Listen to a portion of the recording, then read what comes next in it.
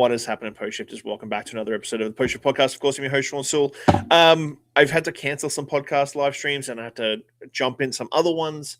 It's been a little bit of a hectic couple of weeks for me. I can't still divulge why it's been a hectic couple of weeks, but it's just been busy with tying off some consultancy and the big project I've been alluding to the last little while. Just clicking some buttons as I always do because I'm a one-man show. Today, I'm really looking forward to this conversation with Christin Marvin.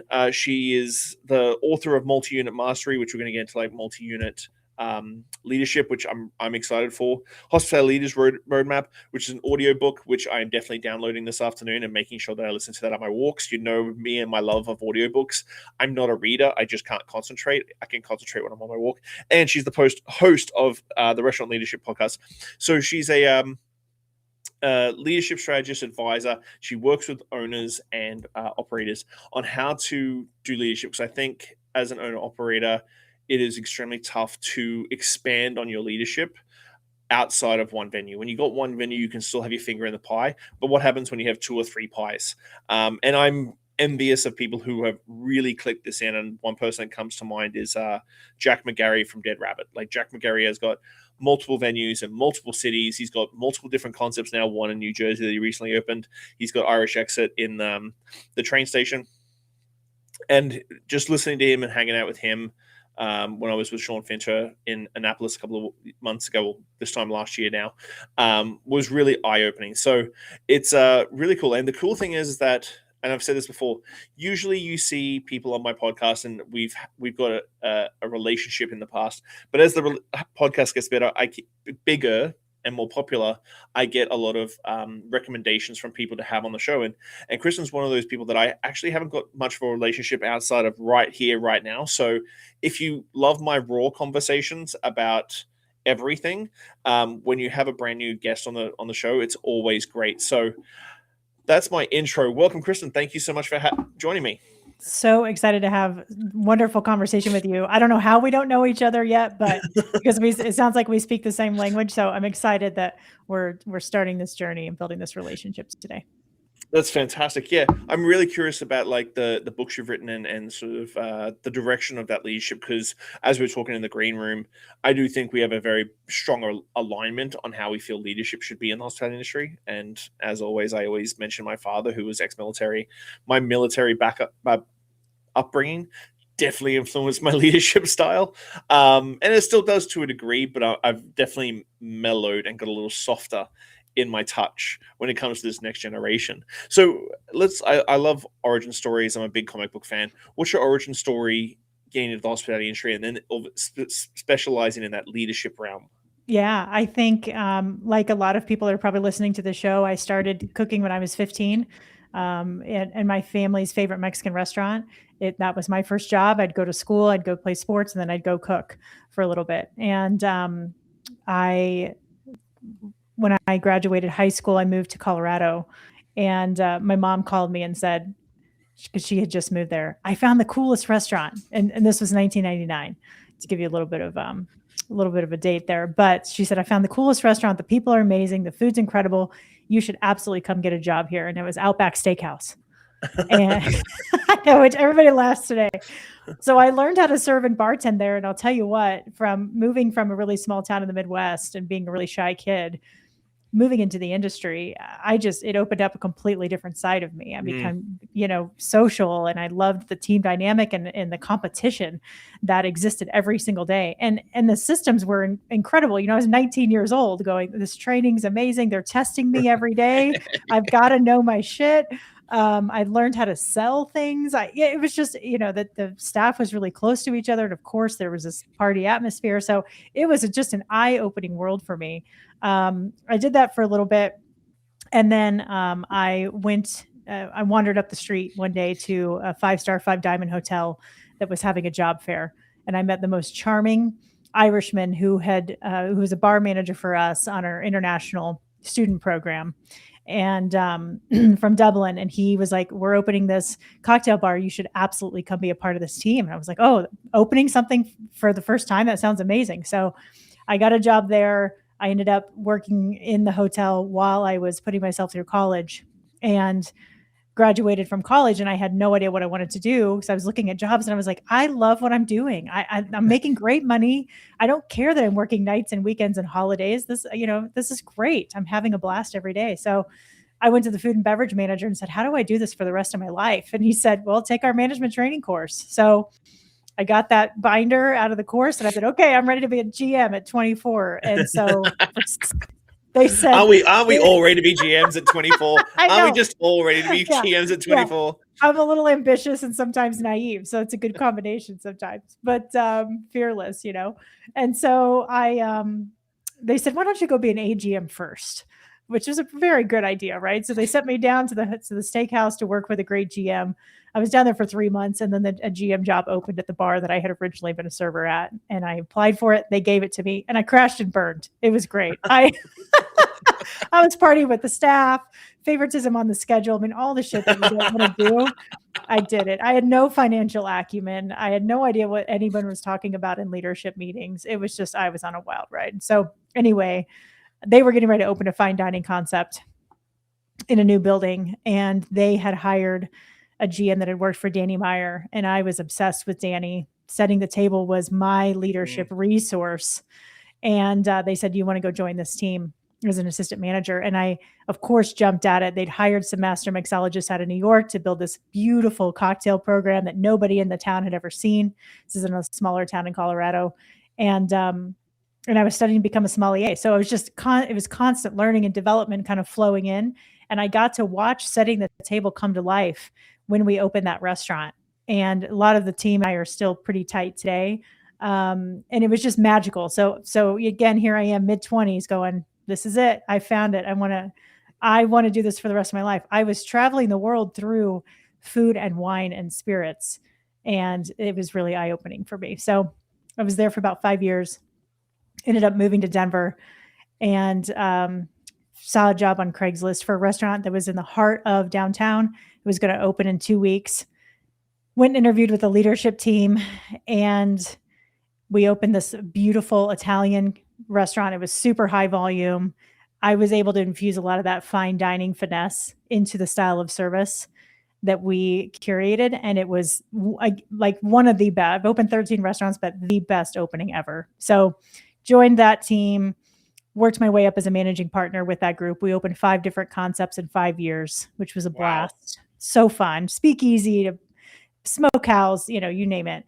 And then I decided to walk away from that partnership when we invested in a restaurant that failed. So that was my first kind of taste of failure at partial owner at 30. And then I jumped on with a with a restaurant group that had 6 locations, all the same concept in Denver, wildly successful, owned by 2 brothers. And 2 weeks after I got hired, they said, hey, private equity came in and we're going to take this thing nationally to a national level. And I went, oh, shit. What did I just get myself into? I didn't want to go down that road. I stuck it out. I knew that the brand had a lot of legs and was really successful. We grew from 6 to 48 locations in 7 years. Wow. Yeah. Jesus. So you talk about scaling. I've never seen so much tech coming at us at one time. And a lot changed, but we also maintained a lot, which was great. Needless to say, I started to burn out in that position as a regional, overseeing part of Colorado. And so I jumped on, that was craving being back in the local space and being able to have a little bit more empowerment and autonomy in my voice again, and being able to design systems and solve problems. And so I jumped on with an ice cream company in Denver that had 6 locations locally owned that wanted to grow to 20.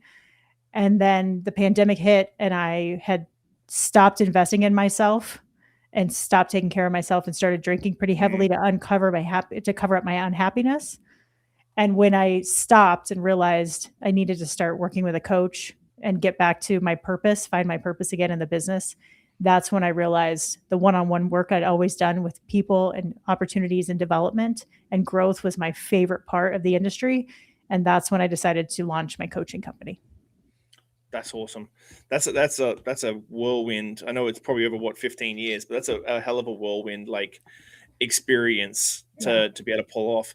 I always say it's interesting jumping between independents and corporates. Like I talk to a lot of independent owners and they're like, well, we don't love like hard systems, black and white systems, because that feels too corporate. Yeah. And I'm like, yeah, there's a reason why these corporate, like when I came to Canada, because in Australia, we don't really have franchise restaurants per se. Like it's not something that, like 20 years ago when I left Australia, wasn't something we had the way that we have like a Cactus Club, a Moxie's, a Milestones, a Keg, an Earl's like we do here in North America. And so I started working at Moxie's and I just got open to these systems. And I'm like, this is incredible. Like I've never had everything black and white laid out exactly how it should be done, from the host to the buster to everything.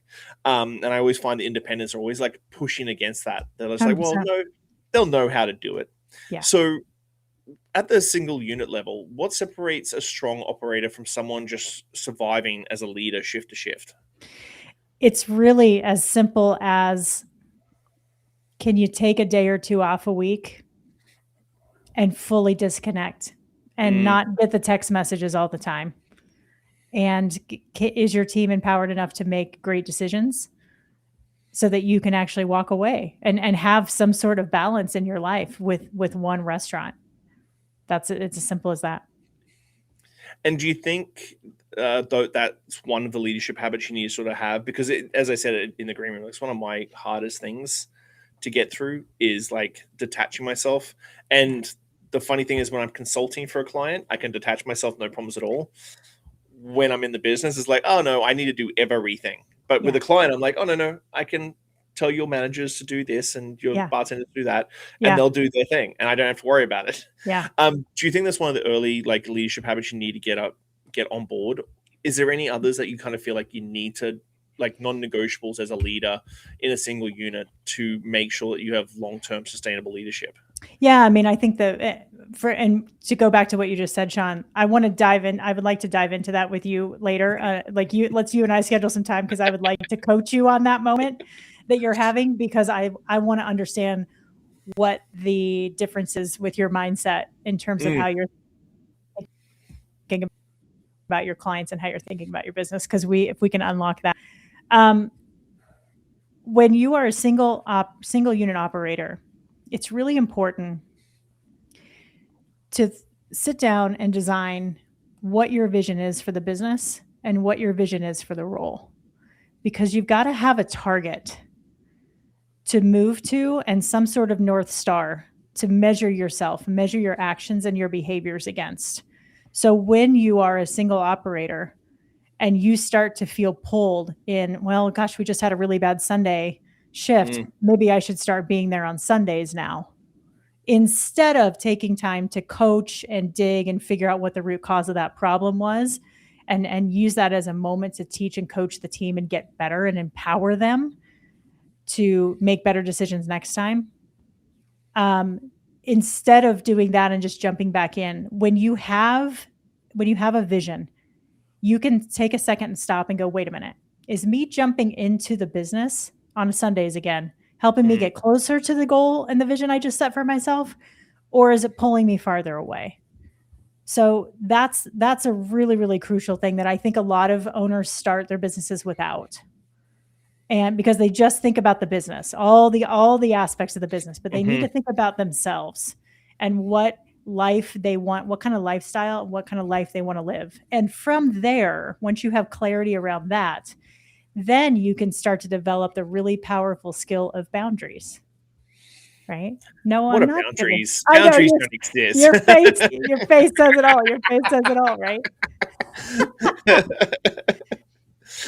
They're so difficult to talk about. I think a lot of people think that they're out of reach, or they just feel overwhelmed with how do I even start to set a boundary, or how can I set a boundary and still support my team so they don't. I think a lot of times you feel dirty about having boundary. You're like, I'm there for my team all the time, 24/7, so on and so forth. A good friend of mine always says, don't buy yourself a job.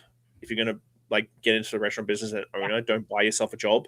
And I coach a lot of owners as their exit strategies. And I'm like, you haven't paid yourself a salary for 5 years. Your business is not healthy.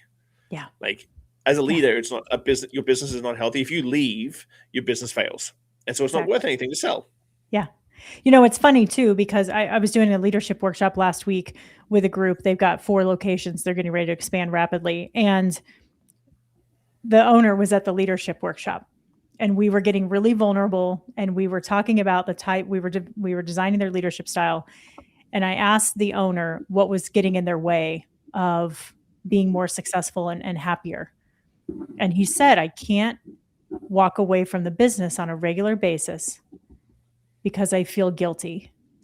And I feel like I need to be there all the time because I need to be fully present and in front of my team to feel like I'm making an impact.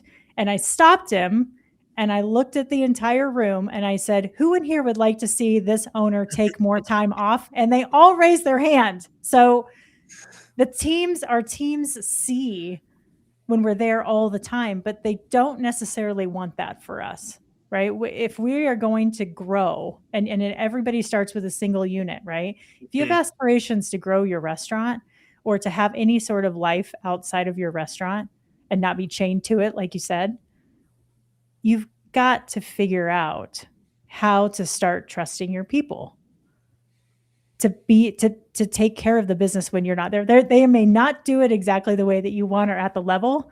I hear a lot of owners say, gosh, they just don't, they're not in it like I'm in it. And they don't think like owners. They never will. But they want to see you happy and living a great life, right? It's our job as leaders to make leadership look fun and look right. And I know that's easy to say. It's really, really hard to do. Oh no, I agree. But I think I'm sure you do it in your leadership one-on-ones. Is that I think vulnerability and transparency with ownership and leadership in particular should be much more prevalent in the industry. Yeah. I still think that a lot of people are our age, so it's like that sort of like old school OG hospitality mentality is like you don't show your feelings. When you hit the floor, your face is smiling and all that sort of stuff, even if your lawyer just ripped you a new one because you didn't sign something or anything like that. So I think I always sort of push for that vulnerability and transparency with leadership. Do you find that that's always a hard hurdle to get a lot of that older generation, that Gen X, millennials, sort of being much more vulnerable and transparent with their team because they feel like they need to be the pillar of strength for their whole team? You know what? It's really interesting because I came up in that too, especially starting out at a five-star, 5-diamond resort. You left it at the door. No matter what was going on. You came in, you were in your uniform, you were crisp, you showed up, you were always happy, you made eye contact within 10 feet, you spoke to guests within 5 feet. I mean, it was just, you never said no, you were always saying yes. And so I very much came up in that, and it was difficult for me in my leadership to be vulnerable. And I'll tell you what, I didn't actually tap into it until I got out of the industry and started coaching, because then I understood how powerful it was during sessions. And I said, well, if I'm going to challenge my clients to do this, I've got to lead by example too, in the way that I'm living my life and showing up in the world. And that switch has brought so many more people closer to me. It has really strengthened relationships. And I'll tell you, when I do, we do one-on-one coaching. We do group coaching with restaurant owners, which is really powerful. And in these leadership workshops as well, when you create that space for people and I call it designing the alliance, set the stage for this is a safe space. This is what we want. Let's hold confidentiality in here today. Let's show up and really start talking about what's going wrong in the business and what you're struggling with, so that we can actually open doors to move forward and have progress start to happen. I have been shocked over the last 3 years of how open people are. I mean, it is not rare that we are crying in workshops because somebody has celebrated something that they didn't take time to celebrate. And they're so proud of themselves, or that somebody's burnt out and they haven't said the words before, and they feel comfortable enough to say that in front of their team. And to watch people rally around them when that happens is powerful. So there's a really powerful shift happening in the business, because it is harder to run restaurants, as we know, than it ever has been before. But more and more people are open to raising their hand going, I need help, and I don't know where to get it from. Do you think that's come out of the pandemic a lot? I feel like the pandemic did a lot of good and bad things for our industry. Obviously, during the pandemic it was horrible, but I do feel for the older generations, it's definitely opened up. Like, you need to be more open with your team. And I think the younger generation, I'm envious of the new kids coming into the industry because they know what they want. Like, I want to work 4 days a week. Like, I have a 15-year-old daughter, so I get very much that sort of new mentality, not towards us as parents, but like her friends. She's like, I don't want drama. I'm just not going to talk to you for a couple of weeks. I'm just going to cut you out of that for a bit. We're not going to talk on Snapchat. And I feel this next generation are the ones that are like, I only want to work 4 days a week. I'll work 9-hour shifts, but I want 3 days off a week. I want the money that I want because these kids have options. And I feel like that's staff coming up and us coming down has really created this sort of like nice environment in the middle that still needs to be cracked a little bit, but I feel like it's getting better. Yeah, absolutely. I totally agree with you. But we know post-pandemic, 6 million people left the industry. And a lot of those had the institutional knowledge. And so the people that are coming in now have less experience. And it's putting so much pressure on leadership and training and every single system that you have or you don't have in your business. But yes, this next generation is coming in and they are pros when it comes to setting boundaries, right? And I where'd they learn that shit from anyway? Yeah, I wish I could do it. You can. It's all up here. But there's a couple different camps of operators. You know, there are a lot of people that I talk to that have been doing this for 30, 40 years. And they're like, why is this so hard at this stage of my business? Which I get. But they will say, you know, people just don't want to work these days. And then there's the other ones. I know it makes my blood boil. And then the other ones that are embracing and saying, oh my gosh, of course, like, you know exactly what you want. And this gives me the information I need to be able to know how to staff my business properly. People have forgotten that a lot of people, especially in the front of the house, got into the restaurant industry because the money was great and the hours are really flexible. You could take as much vacation time off as you want. You could say yes to as many acting gigs as you wanted to, right? Mm-hmm. And I think the ones that are so frustrated and they can't see that people want different quality of life now and they're not willing to change. Absolutely. As they should. We should be leaving the industry better than what we got into it. 100%. Like, I shouldn't be asking a 19-year-old chef to work an 18-hour day. Like, we did that 20 years ago, and it should be better now. Absolutely. And it is tougher for a lot of operators, and I completely understand. Like, I work with one of my clients he's been in the industry for 50 years. He opened his first restaurant at 23. He's 73 this year, and he's still working 40 hours a week. He loves it, and it's going to be horrible when he retires because he's not going to know what to do with himself. Yeah. But he really has empowered his whole team to like really run the place as if they are owners, and it runs miraculously with no systems, which is shocking to me because there's nothing on paper. It's just like hearsay and what you do. And I do agree with you. Post-pandemic, that sort of like late 20s to mid 30s section of the industry sort of left. And there was the older generation like us, and then the super young. So we're doing like 40 plus and then 20 something. Yeah. And there's a big gap in the middle, and that's the ones that aren't being able to train staff down. Yeah, absolutely. Absolutely. Yeah. So when you're in the leadership things, how do you pull on the thread? Because obviously you're going to have some leaders and ownership that's going to be very open with what they want and need and their mental health. And there's some that are going to be a little bit more stopped. How do you pull on that thread and like pull them out of their shell to like really allow them to open up on a leadership level? Yeah. I mean, I think first and foremost, we very much operate from an addition mindset when we're talking to someone. You know, we want to understand if they care about their people, they want to develop their people, and if they're ready to start talking about their problems and what they're really struggling with. If they're not willing to do that work first, they're not ready for us. And that's okay. They might be in a year or 2 years or 5 years down the road, but they have to be able to get comfortable being uncomfortable.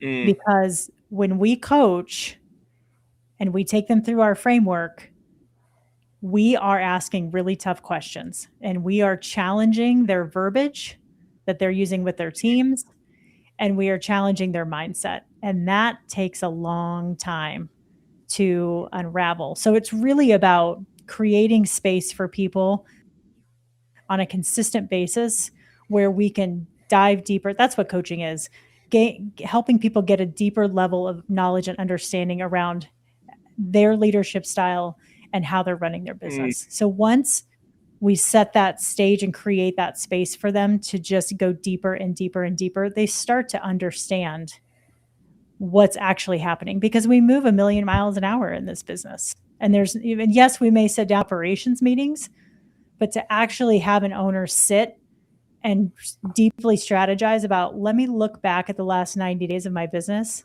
and see what, and celebrate what went really, really well, and talk about what the challenges are, then we can unlock what we need to do next in order for the business to grow. So now we're taking that jump over to being a multi-unit. What's the change in identity when you go from being a single unit operator to a multi-unit operator? I'm not a parent, but I'm sure it's got to be similar to when you have that second kid. It's this internal struggle for a lot of operators of, I've built this wonderful thing and I love my team so much at location 1, but I feel a little guilty that I'm going to spend time at location 2.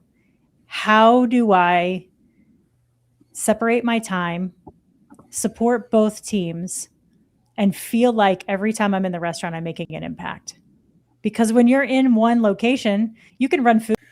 Technical difficulties. Sorry about that, team. I had a little bit of a technical difficulty. I had to reset my modem really quickly, and I'm glad that we're back. Apologize about that in advance.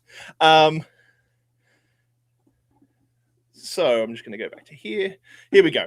So as I was saying, what's the change in your identity as a leader? Because as we talked about this in the green room, I'm working on a big project, and I'm basically going to a multi-unit operator straight away from not even having a single unit operator operation. What's that change in identity when you move from a single unit operator to a multi-unit operator? Yeah, it really comes down to the question a lot of operators ask themselves and struggle with which is, what's my role now? You know what? I'm so used to working with my hands. I'm so used to being there in the trenches with the team. I love it. I get that rush. I know that, when they need help, I'm there immediately. And now there's more admin. There's more computer time, right? So it's a huge shift from being physically on the job to having to be the conductor behind the scenes, measuring success in a completely different way, and not being able to be as much of a part of that energy that you get from the shift every single night. And that where do you gain that dopamine hit? 100%. And so it's very lonely. And it can be really, really confusing again, which is why it's so important to really clearly define your role before you open number 2 and figure out your time, because you can't just completely remove yourself. Then you're like, what's my purpose? This isn't fun anymore. You can't just fully remove yourself from that, because it's at the heart and soul of what we do. Well, yeah, because we're hospitality people, so we're passionate. We want to be there for people, whether it be our staff or our guests. And then all of a sudden you step away. And then as you get bigger, you start divvying up the admin stuff to a bookkeeper or someone who's doing your admin stuff. And all of a sudden you really look at yourself and go, what am I doing? Well, there's also a lot of FOMO, right? Like, and as a restaurant owner sitting there that's reading a guest review about how extraordinary the experience is, it's like, oh, I missed it. Right? You don't get that same, like I said, that same dopamine when it's behind the screen. Yeah, I haven't bartended for about 4 years now, and people are like, "Oh, do you miss?" I'm like, "I don't miss bartending. I miss bartending. I miss that the 2 or 3 hours after everything's set up, before anything needs to be pulled down. That beautiful moment when I'm just making cocktails and touching tables, kissing babies. Yeah. I do not miss prep. I don't miss setup. I don't miss cleaning. I don't miss any of those things whatsoever. I miss those sweet 3 hours of just like when you're in the weeds and it's beautiful. Yeah, 100%. So when you start, like, as you said, you opened to 48 venues in 7 years or something, or something crazy like that. Yeah. When you really get into that sort of high level, you've gone from being a single unit operator to being a multi-unit CEO. How do you do that? And how do you sort of bridge that necessity of purpose for people as they grow, especially when they get that big? Because a lot of times, like you said, we want to be in the thick of things. We want to be in the mud with our staff, like pushing through the trenches. How do you get it when you get up to like C-suite level? Yeah. So when you talk about purpose and expansion in business, you have to make sure that you are hiring people and building a team of people that have shared purpose. And you do that through identifying core values for your business. Mm, 3 to 5 is all you need. And then you make sure that you are using those core values in your hiring process, in your one-on-ones, in your performance reviews, so that they're always top of mind for the organization. But when you're interviewing people, you have something to measure that against. So you have the core values, but then you're also defining what the behaviors are behind those core values and how they mm, show up. Because I was having a conversation with a client last week. They're getting ready to look for a new general manager, and I said, let's really be thoughtful about this, and let's look back at what's not been working with the former GMs, and let's talk about what we want moving forward here for the next 3 to 5 years. And I said, do you have core values? And she said, yes. But the owner and I, the two owners of the business, she said, but the owner and I look at the word integrity, and it has two different meanings to us. mm. So, and so I was like, okay, well, we got to get clear on that first Yeah. before we can move forward, right? So you Yeah. got to have alignment on what type of people are going to fit the type of company that you want to run, because restaurants are, every single one of them are so unique, which is, it's Hmm. so exciting and amazing. And part of the reason it's so hard, right? And then once you identify what you're looking for, especially in multi-unit, there's a really important shift that happens when you go from 1 to 2, of understanding what leadership team the business actually needs, and Mm, making sure that your financial model can support that, whether it's fractional coaching, fractional HR, fractional CFO, or that. So identifying that core leadership team versus what a lot of people do when they have one restaurant, or they move into 2, which is just promoting based off loyalty. mm. I was watching a video where you were mentioning that, and it was eye opening, because that's, I think, a bit of a con when it comes to our hospitality industry, because you've been here 2 years, the bar manager just left, you're the new bar manager, and we rarely go, hey, would you like to be the new bar manager? Yeah. It's usually just, oh no, the bar manager left, you're the new bar manager, you've been here 2 years, you can do it anyway. Yeah. And we sort of promote just because people have been hanging around, not necessarily 100%. they want to, or whether or not they have the skill base to do it. 100%. Well, and you mentioned this on one of your episodes I was listening to, the importance of job descriptions, right? So bar manager is a Mm, great example. Your bar manager leaves. Take a second with your team and go, wait a minute, do we have a job description for this? If we don't, let's create one with AI using our mm. website Oh, and it's our so and our easy. core values. So easy. Yeah. Let's review it together, because, AI, garbage in, garbage out. Let's review it together, make sure it fits our language and our organization. And then get yourself a plan together and go, okay, we have one candidate internally that might fit 60 or 70% of these Hmm. qualifications. What do we need to get them there if they want it? And then do we have the infrastructure in place in order to do that? Or do we need to go look externally? I think that could be a 30-minute conversation that could Yeah. really solve that turnover issue. Yeah. And I think I've been talking a lot about this, about like, there's always training journeys, from like, if you're a hostess busser up to being like a bartender, server, that sort of thing, or in the kitchen. But once you get into management, there's very rarely learning journeys after you get into management. It's like, oh, you're a manager now, and your training and your nurturing sort of just stops. You Yeah. just exist now, and then Yeah. that progresses into ownership, where you just sort of exist.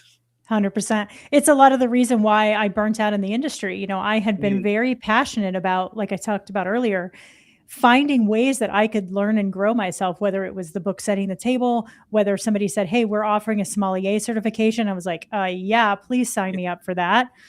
Delicious and exciting. And then, hey, there's a, master mixologist coming in. And by the way, there's this cool Bar Smarts program. I was like, of course I want done. to learn all of those things, right? So, and you can compete and all of these fun things. So in my, mid 20s, it was all there. And then as I started to work for a larger organization, I made the mistake of stopping to look for those resources and putting that onus on them, that I thought, Mm, well, you guys know where we're going. You all have so much more experience in this area than I do. It's your job to develop me. And when I started doing that, I realized that the leader that I had directly above me wasn't necessarily interested in doing that. And that person was human. I put them on a pedestal. And then I set really high expectations for them, and I was very disappointed. So there's so many resources out there. I mean, your show is a great example of that. There's art, there's social media posts, there's newsletters, there's podcasts. I mean, you can get content in your ear and in front of your face whenever you want it now. And so I love where we're at. And it's no coincidence that all of these resources are available now, because the industry is screaming for it. But when I started my business, I said to myself, I don't want anybody else to burn out like I did. And I want to make sure that people understand where they can find these resources. 100%. For you on a personal level, and I suppose professional as well, where do you see modern hospitality leadership going in the next 5 years? What are the three things that you sort of see and go, okay, well, this is a non-negotiable going forward that every organization should be doing? You were seeing a lot of people coming into the industry just based off of how they grew up, right? It's very tech forward. They're so much smarter than we were when we came into the business. So much. And they're a lot healthier than we were. We were a generation of drinkers, my friend, and party animals. So they're a lot healthier. So I think that what we are seeing is, again, people coming in with more boundaries, people coming in healthier, more clear-headed. They want to go into work and have intention and want to make an impact, and they care about mental health. And I think they're going to demand these things from employers, or they're going to start asking a lot of questions about where these resources are. And owners are going to have to start saying, okay, I should start looking at this. What resources are out there, or empowering them and saying, would you go do some research and let's bring this into the organization? Yeah. I think it's going to be a lot healthier than what we've seen in the past.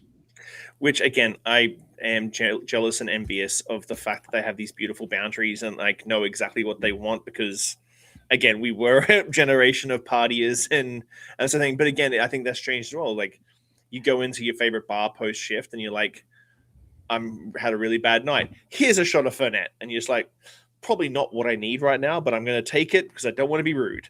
But yeah, I think the changes and the shifts in the industry have been healthy, and I've been harping on it quite a lot. And I remember when I first started talking about my mental health, and I got messages from some of the people in my sort of age bracket, and they're like, you shouldn't be talking about this. You shouldn't be openly talking about this. And I'm like, I've lost friends now. And I'm sure if you're in the industry long enough, you've lost friends. And I'm like, I would prefer to have an awkward conversation at 2 a.m. than get a shitty phone call at 6 a.m. that you're gone. So I'm always up for the awkward conversations. Yeah, I love it. Good for you. I love you leaning into that. It's amazing. So with your books and everything like that, what's your plan for the rest of 2026? What are you sort of gearing up to sort of like implement? Yeah. Well, I've had my former company for 3 years, and I realized I was the bottleneck, and I could not step away from my business. And so had that, beautiful, powerful moment of insight, and realized I needed help. I needed a partner that I've taking your own advice. Taking my own advice. Yeah. Like, if we're gonna ask clients to do this, we better be leading by example, right? So we formed Columbine Hospitality in January of this year, and brought on a tremendous partner that I have opened a ton of restaurants worked with over 10, for over 10 years.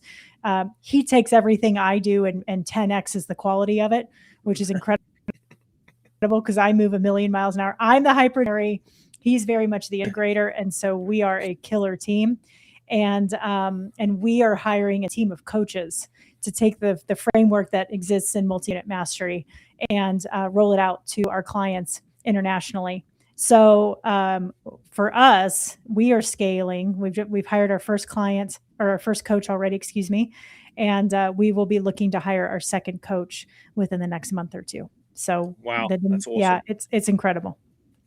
So for everybody who's listening, before we get into the deep podcast questions, which I do in every episode, Hospitality Leaders Roadmap and the Multi-Unit Mastery, I'm going to put those links in the bio when you listen to this, up in my link in bio, so you can go straight to Amazon and pick them up. I'm going to be downloading the audiobook for sure, because when I do things like listen to yourself and people like you and read more books, people go like, oh, don't you already know everything? I'm like, if I learn 2% more from something that I'm doing, that's 2% better than I was yesterday. Yeah. And for me, it's Absolutely. like, as I said, Sean Fint is a very good friend of mine, went to Annapolis, did his course, his mastermind, and like, although it gave me a few new things, it more reassured me that I was on the right track and I was doing the right things. Yeah. It was more of a reassurance than like, oh, this is a eye-opening brand new thing. It was more of a reassurance that I'm not completely shit in the bed. 100%. I can listen to the same podcast episode 5 times and get a different moment of insight each time I listen to it, based on where I'm at and what space I'm creating. And I do want to mention too, I'll send you the link if we didn't talk about this yet, but anybody that's listening to this, we'll give them a free copy of Multi-Unit Mastery. So I'll send you the link for that. Oh, awesome. That's fantastic because I know a couple of people. I just had drinks with someone, a friend of mine, and he's looking at going multi-unit, like 10, 12 units over the next 2 years. Awesome. And I'm just like, okay, I'm with you on that one. So, but at the end of every episode, I always do 5 deep podcast questions for every guest. They're a lot of fun. Okay. They'll either catch you off guard or they'll make you really think. What is one lesson or experience that has shaped your perspective the most, and how do you carry that forward in your life? Personal or professional? The importance of having a morning routine and making sure that you are filling your cup up and taking care of yourself first and foremost, so that you can give the energy and the attention and the detail and the presence that you want to everybody else in your life. If you could leave one lasting message or piece of wisdom for the world, what would it be and why? Stop judging each other and just be open-minded to everyone's perspective. If we could all be better listeners, we think about where the world would be right now. It'd be pretty incredible. Looking back on your journey, what is something you wish you had understood earlier in your life? That leadership development is a 50-50 two-way street between me taking ownership and the company delivering those resources as well. How do you define success, and has your definition of it changed over time? Yeah. Yes, I redesigned my lifestyle before I started my business so that I, again, could have that North Star of checking myself when I got stressed or I was in the weeds. I could look at that piece of paper and go, am I moving in the right direction here, or did I just take a step back? That has been one of the most powerful lessons I've taught myself at 41 at the time. So could not recommend that enough. What do you hope your legacy will be, and what steps are you taking to build it?